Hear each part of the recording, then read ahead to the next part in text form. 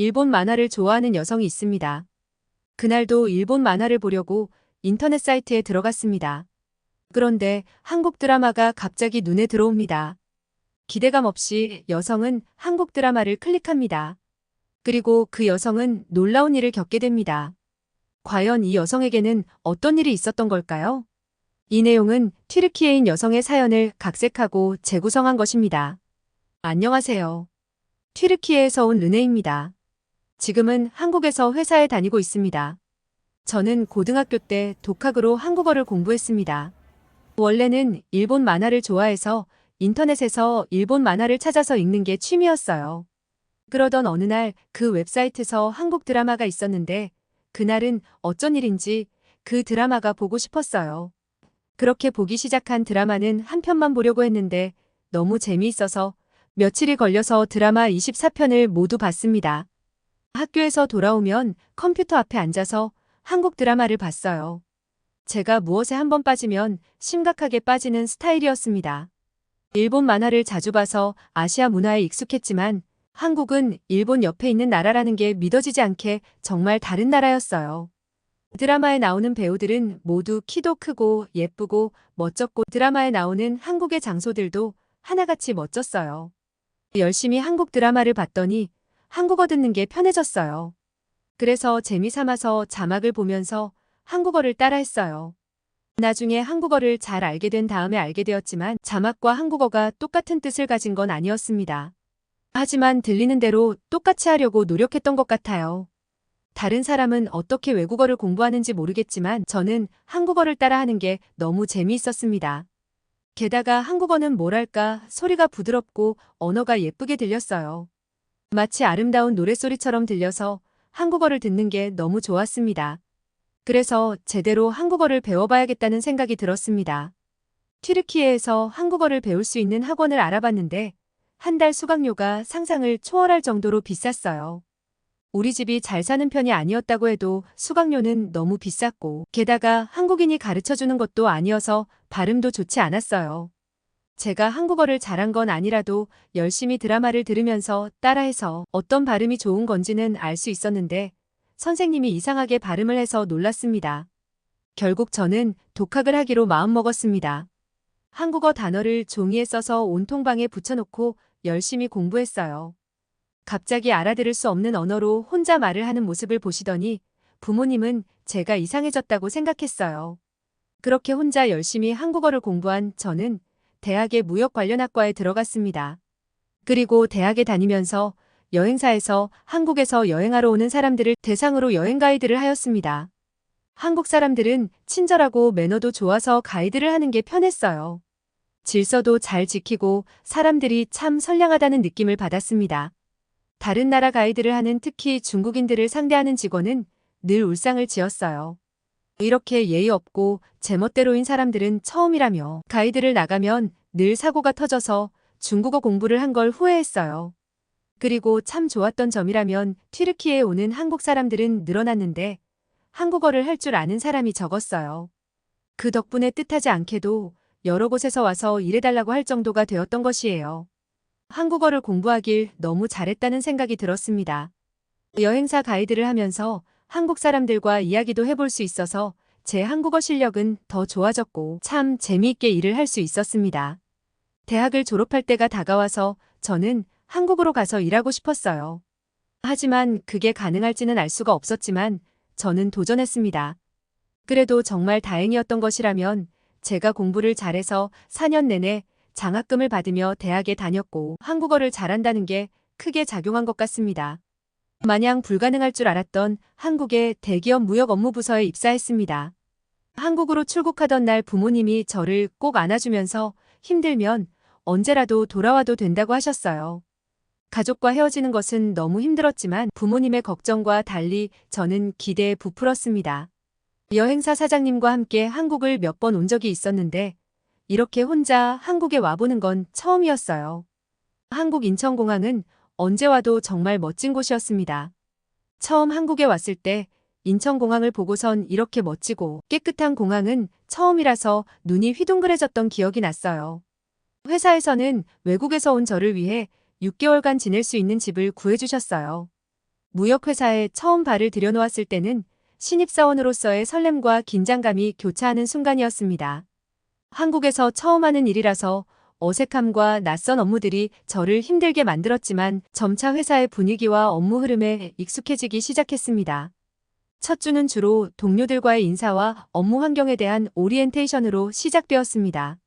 다양한 부서의 사람들과 만나며 한국 회사의 문화와 업무 수행 방식을 이해하는 데 집중했어요. 다들 외국인인 제가 한국어를 너무 잘한다며 신기해했습니다. 무역의 기본적인 개념과 절차, 회사의 주요 거래처와 상품에 대해 배워나갔어요. 처음에는 서툴기도 하고 잘못 이해해서 업무에서 실수도 많이 했어요. 정말 다행히도 한국의 직장 선배들은 친절했고 매일 조금씩 발전하는 저 자신을 발견하며 자신감이 생기기 시작했어요. 또한 팀 회의에 참석하며 의견을 나누고 다양한 프로젝트 일부가 되어가는 과정에서 업무에 대한 이해도가 깊어졌습니다. 저는 사회생활도 처음이었는데 한국의 회식 문화는 굉장히 특이했어요. 한국은 개개인보다는 팀이 뭉치는 걸 아주 중요하게 생각했어요. 처음에는 모든 걸 회사 사람들과 함께 해야 한다는 게 적응이 쉽지 않았습니다. 하지만 그런 한국의 직장 문화 덕분인지 입사한 지 얼마 안 되었는데도 회사 사람들과 깊이 친해졌습니다. 회사가 너무 바빠서 부모님에게 자주 연락을 드리지는 못했지만 한국의 여러 모습을 사진으로 찍어서 보내드렸어요. 부모님은 한국의 발전된 모습을 신기해하시면서 관심을 가지셨습니다. 저는 회사에 다니면서 친해진 다른 나라 친구와 함께 집을 구하게 되었어요.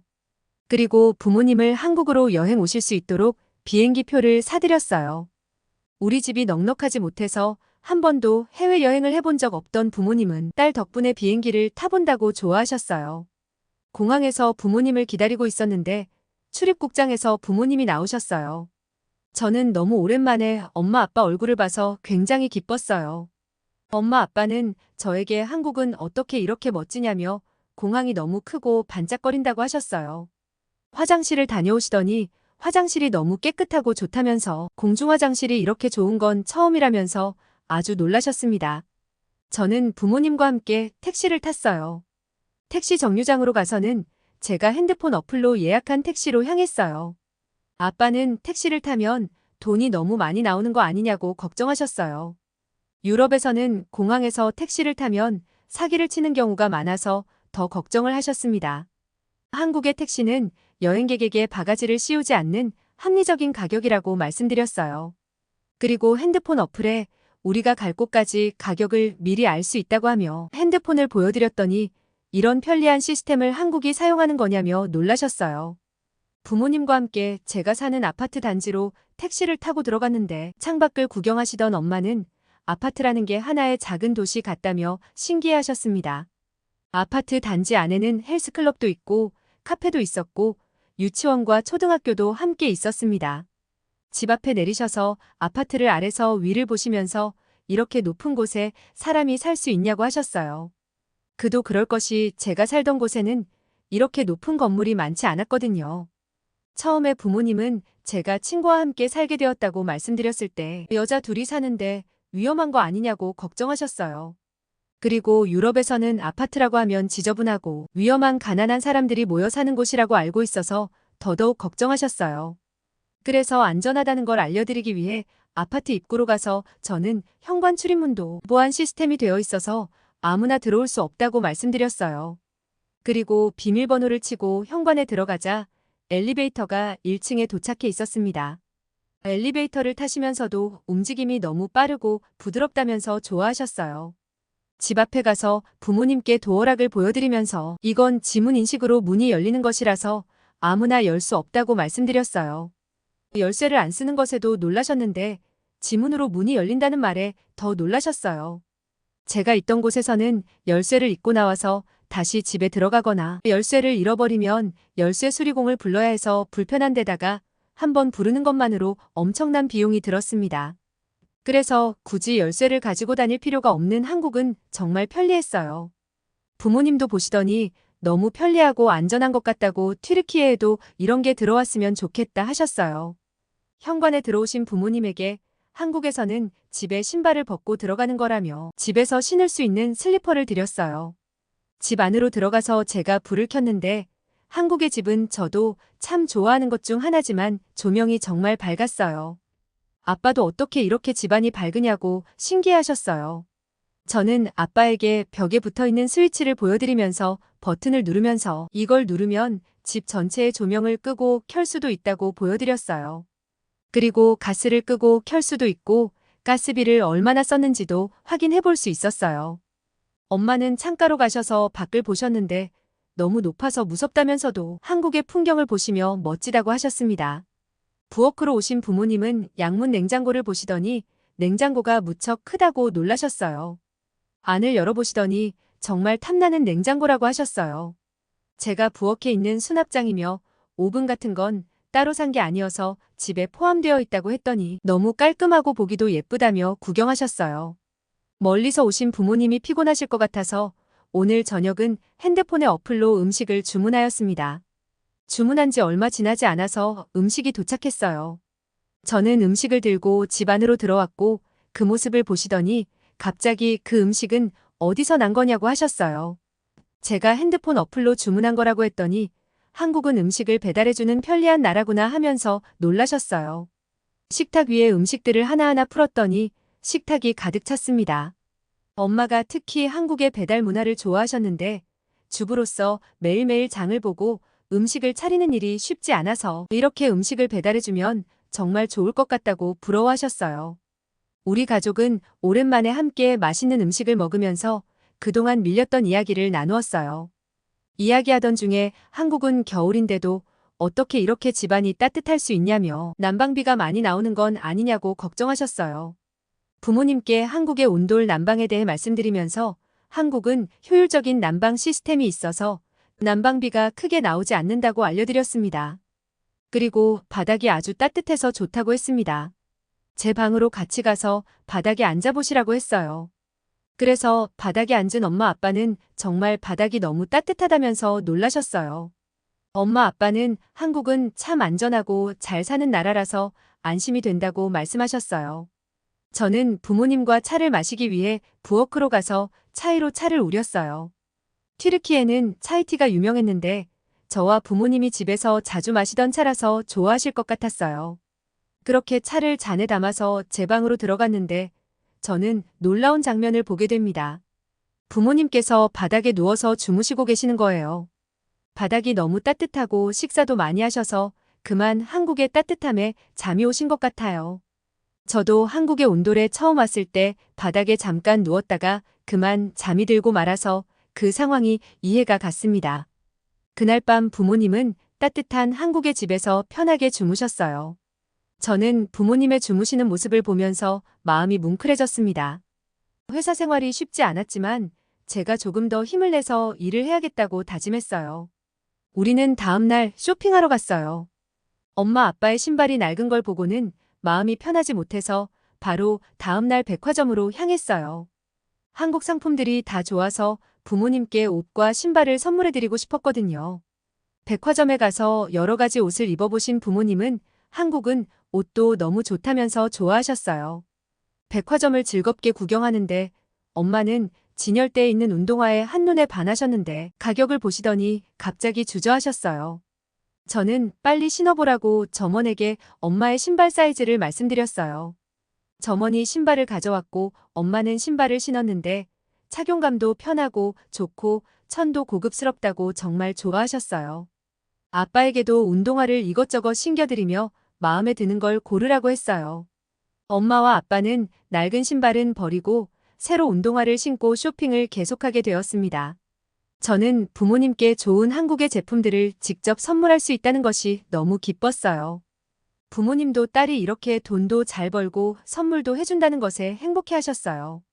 그리고 전자제품 판매장으로 갔어요. 핸드폰을 보러 가서 이것저것 보여드리면서 기능을 설명해 드렸는데 발전한 기술력이 너무 좋고 편리하다면서 놀라셨어요. 세계적으로 삼성 핸드폰이 좋은 걸로 유명해서 부모님의 오래된 핸드폰을 꼭 바꿔드리려고 마음먹고 있었거든요. 하지만 부모님은 한사코 딸이 힘들게 번 돈을 이렇게 많이 쓰는 건 아니라고 받지 않으셨어요. 어쩔 수 없이 핸드폰은 사드릴 수가 없었어요. 저를 생각하시는 부모님 마음에 감동하며 그 대신 마트로 가서 김밥 재료와 고기를 샀어요. 그리고 그날 저녁은 부모님에게 제가 맛있는 김밥과 고기를 구워드렸어요. 온 가족이 행복하게 한국에서 한때를 보낼 수 있어서 추억이 되었습니다. 부모님과 며칠 동안 서울의 다양한 곳을 여행했고 다시 튀르키예로 돌아가셨어요. 며칠 전에 통화를 했는데 제가 사드린 신발이 너무 좋다면서 다시 한번 고마워하셨어요. 그렇게 좋아하시는 부모님을 보니 힘을 내서 한국 생활을 할 수 있었습니다. 저의 이야기는 여기까지입니다. 여러분, 르네 씨의 이야기 어떻게 보셨나요? 지금은 세계 여러 나라에서 많은 사람들이 한국어를 공부하고 있습니다. 우연히 흥미를 느끼게 된 한국어를 열심히 공부해서 한국에 취업까지 한 르네 씨가 정말 대단한 것 같습니다. 그리고 부모님을 사랑하는 마음이 가득한 딸의 마음이 느껴지는 따뜻한 사연이었습니다. 감동TV는 감동적이고 재미있는 사연을 기다리고 있습니다. 다음에도 재미있는 사연으로 찾아뵙겠습니다. 시청해주셔서 감사합니다.